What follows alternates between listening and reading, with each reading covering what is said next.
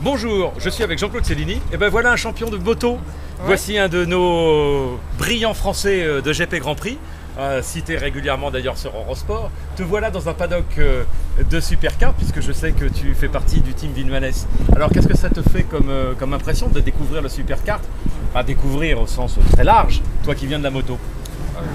Je l'ai découvert il y a maintenant quelques années, ça va faire 5 ans que je suis avec Emmanuel, épisodiquement, mais je le suis, et sur les courses importantes, j'amène mon expérience de motoriste surtout, donc c'est un challenge qui est aussi intéressant.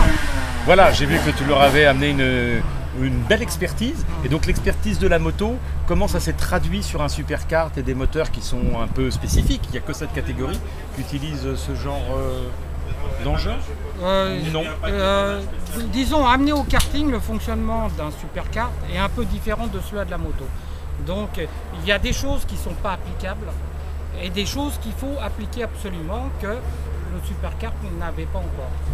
Donc on y va doucement, mais il faut le temps de la mise en place et d'amener toute la dernière technologie qu'on avait sur les deux temps, l'amener, mais avec Andrea, le motoriste, lui a aussi, voire peut-être plus d'expérience que moi, puisque lui il est quand même constructeur de moteurs, on parle le même langage, donc on s'entend très bien, on va de l'avant. Alors donne-nous un exemple pour des néophytes et des profanes. La carburation, l'allumage, je ne sais pas quel est tout de suite là où tu as le regard le plus pointu en premier. Déjà, un team qui sait bien régler la carburation sur un moteur, c'est déjà une grosse partie du travail qui a été effectué.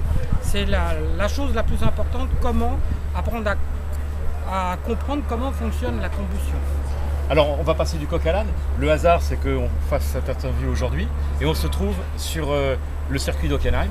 Et donc Emmanuel Vinales que tu défends vient de remporter la première course. Mais toi ça doit te rappeler, est-ce que tu as un bon souvenir de ce circuit? Parce que je crois qu'à l'époque du Grand Prix moto, tu participais également des Grands Prix sur ce circuit-là. Sur ce circuit-là. Est-ce que tu as une anecdote à ce sujet?